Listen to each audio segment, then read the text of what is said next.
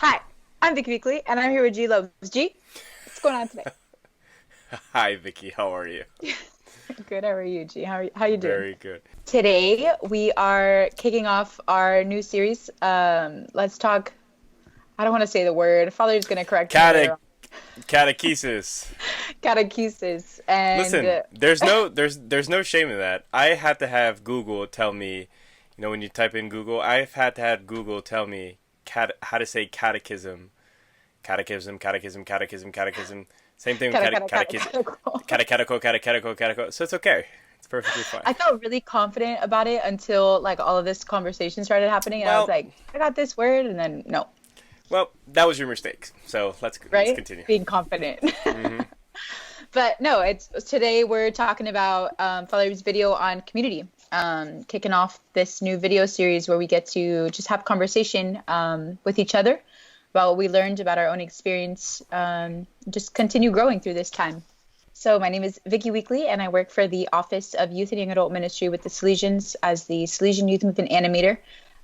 Originally from Miami, I went to Immaculata La Salle High School, graduated from the University of West Florida, and now I'm here living in the great state of New York in the center of the pandemic, living life. G, who are you? You live in Mount Vernon. I live in Mount Vernon. I do. I thought you were close in saying I live in the great city of Mount Vernon. I was like, dude, you're off. I live in Mount. My name is G. Lopes. My phone name is Guilherme Lopes. Graduate of Salesian High School. Went to DeSales University. Graduated with a degree in criminal justice. Then went back to school, Loyola Institute for Ministry, and graduated with my pastoral studies master's degree 2 years ago now. Yeah, this year makes 2 years. Oh my goodness. Awesome. And I am the associate director for the Office of Youth and Young Adult Ministry. So I'm finishing my first year of that role. So yeah. Yeah, so it's been a while, Vicky. We don't see each other every day on screen. So how's quarantine going for you? It's going. Not my favorite thing that's ever happened in the whole world, but G, how are you doing in quarantine? See, I thrive being away from people. I have like an allergy from people. As soon as the governor said New York stay at home, been there. Let's take a quick intermission because I want to give actually a special shout out to the sponsors of our video. First and Right. foremost, I want to thank Skype for hosting our free video. Thank you so much, Skype, for not placing a unnecessary 45-minute limit. Although I do love Zoom, that's not a dig at Zoom, but you don't see Skype rushing me off this call. I also want to give thanks to our financial sponsor, which was the Office of Youth and Young Adult Ministry, in particular Miss Amy Marinero, who actually said no to my initial purchase request for this software. So, Amy, I want to thank you for your constant support. And when I asked her, she sent me a message saying LOL. I also want to give a second shout out to our financial sponsor from the Office of Youth and Young Adult Ministry, Father Abraham Feliciano, who said yes when I went over Amy's head and asked him and did it anyway. Thank you very much, Father Abraham Feliciano. And once again, Amy, LOL. It comes full circle. Oh my So, God. Vicky, after watching Father Abe's videos, what were some of your takeaways from it? I really appreciated how approachable the catechism was, how approachable he made it. I hadn't really never cracked it open, never occurred to me that that was something that I could do. And I, after this job, learning, it is something we can do. It's a beautiful time to have a call to community. Community right now is so rich and so needed. And then just looking to our church leaders, right?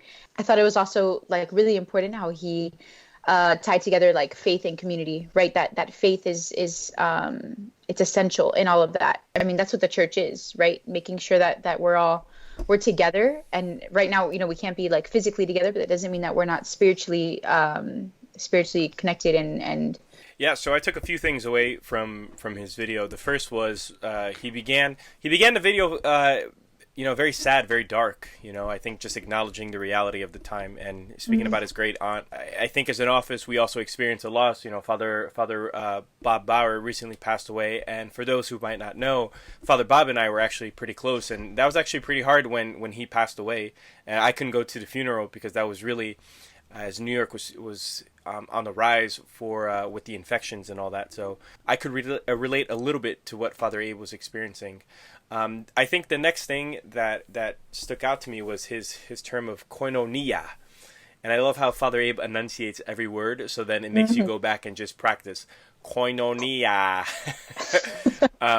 But when he brought out Robert Bishop Barron and his podcast Word of Fire, sponsor, and some of the that'd be nice, and the fundamental tasks that he had, and that really got me reflecting to what could be perceived as a bit of a hot take, where one of the first fundamental tasks is to worship God, and I love seeing that the church really took a step. You and I were talking about this earlier, how the church took a step to the 21st century. And it's not a matter that they couldn't. Now it's a necessity, and now now they had the time to do it. And I think the second one was to evangelize. And I think everybody, when COVID really hit, I know that the essential workers, they were out in the hospitals and doing that, but I would also consider those who are ministers essential workers, because the faith life of our young, I think as church we spent so much time trying to figure out how to get them back into the pews, and as we're figuring that out, this could seem like a real big setback. Yeah. And I think that our work is okay. Like, let's figure out, like, let's do a very Salesian thing. Let's bring the faith to the kids. Let's meet the young where they're at. So I think that's nice. I think the last part was the last task that Father mentioned about Pope Benedict was to care for the poor, and I find I struggle with that one. I think the human came out in everybody, and I think everybody panicked. I think everybody bombarded the stores and bought everything, and I really think that they just forgot that not everybody has the luxury to just buy out stores or over purchase supplies. I mean, like, you have to get on like a waiting list for toilet paper, all of these things, and sometimes I don't think that's really clear. And I bring that up because Father Abe in his last point said that this is one of the ways that we can evangelize through our testimony of life, and we can still use the various means before us to proclaim Jesus to others. So even with social distancing and our moral responsibilities to be good Christians and honest citizens, when we're out and we're minister, we're out going to the store, there doesn't need to be a fight for toilet paper. There doesn't, do you need all of that? Do you need to buy all of the canned goods in the store?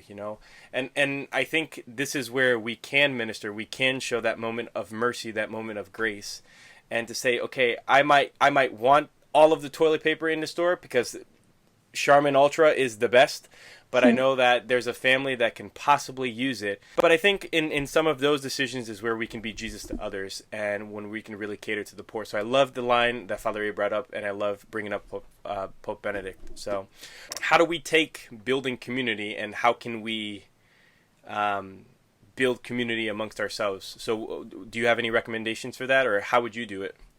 There's a need for community. And it's just like little things, right? Like taking the time to reach out to someone, whether it's very simple or like a very like pointed question, like how's it going? What's going on? In my community from college, I've been able to like jump on a few like rosaries with them, or I did a game night the other night, and it was so nice just to be. What about you? What do you think? Yeah, I mean, for me personally, I can't do like the Zoom game nights. I can't do like the Zoom happy hours. I mean, to me, I find that weird. I've been really finding this time as almost like a time to rebuild me as a person. So, I don't know. That's not necessarily creating like the outward community, but I think it's working on the inward community of like my mental health, my spiritual health, my physical health. All of that. So, I do want to give a shout out to all those that are part of our Region 2. They were ones that were very excited, very happy to hear and watch Father Abe's videos. I really hope that they're as excited to watch ours, because if not, that's going to be tremendously awkward when I sit in front of them going, "Hey guys, how's the video? What'd you think?" and all of them give me the Zoom. All right, see ya at game night, guys. All right, everybody. Listen, thank you guys so much for watching. We really appreciate it. If you guys feel like being awesome, please hit the like button, subscribe, hit the notification. This is my YouTuber G, and I'll catch you in the next one, everybody. Bye, everybody. We'll see you next time. Peace!